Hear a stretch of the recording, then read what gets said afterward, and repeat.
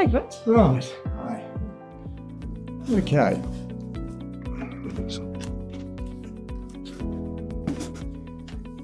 Charmaine, you've been with the VEC since 1994, and I started in 1973 when it was called the State Electoral Office. What brought you to the organisation and what kept you here for so long? Okay, Rog. Well, I actually applied for a role in the enrolment branch. I'd come from Justice, from Corrections Office, and I was only meant to be here for a 12-month secondment, which got extended 2 more times. And I stayed on and really enjoyed it. I moved over to Elections Branch in 2010 and joined the client liaison team, which was back then called the contract management team, as a contract manager. And I'm still here and just really enjoying my time here. What about you, Rog?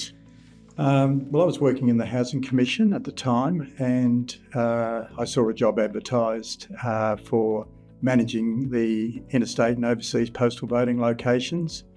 It sounded like an interesting role to me, and I applied for the job and got it.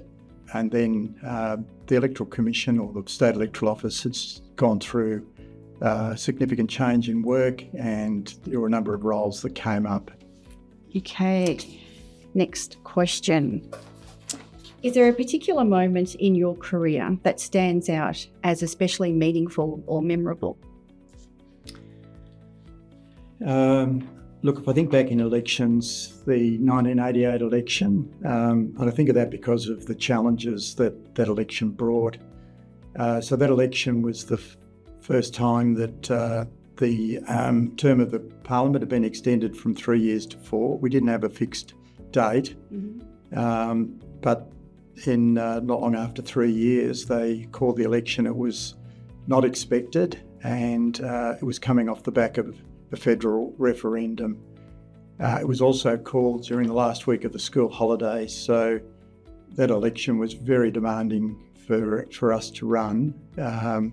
Postal voting was off the charts, and also because of the referendum, a third of our returning officers, or election managers as they're called now, were unavailable to work on the election. So we had an election that started, and we had to get recruit a third of them with the election already underway. So that was extremely long hours for most of the office. We were starting at 7:30 in the morning, and most of the office didn't finish until after midnight, and that was for every day through the election process. What about you, Charmaine? Well, for me, a memorable time would be in 1996. And as you said, back then, elections weren't fixed, so an election could be called at any time.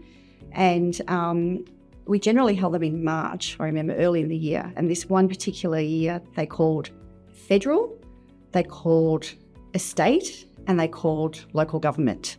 So you can imagine how manic that was. And as you said, working round the clock to get everything completed, 4, 5, 6 o'clock in the morning. But the thing is, even though now it's fixed and all this planning goes into place, back then we still had planning in place, but it was in a much more condensed period. But we still delivered all our elections successfully, tired, but successfully. Over the years, what major changes have you seen in both the VEC and the way elections are run? Oh, look, probably the most obvious recent change is the change to the local government elections, in that there are no more attendance elections. With the change to legislation, all elections being postal, which for local government, of course, which makes it a lot more general and standardised in the work that we do. So, and even with the change to legislation being so close to an election, in an election year, it just allows us to make all those changes and, implement all those changes to procedures and policies, giving us enough time to still run the election. What do you see, Rog? Look, I go back a bit further than you, Charmaine. So I go back to a time before we had computers to assist us in the running of the elections.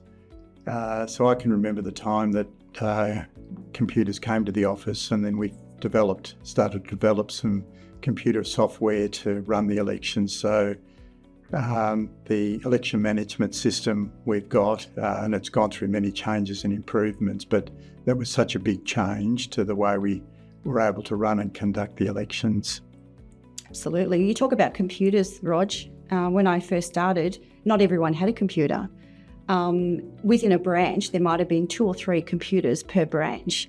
And back then as well, we didn't really have an IT branch either. There might have been one IT person that visited the office. And one of my roles that I had after hours, when everyone had left for the day, I'd have a floppy disk, a square floppy disk, and put it into everyone's computer. There was only a few computers, and run upgrades, which took maybe about an hour or so.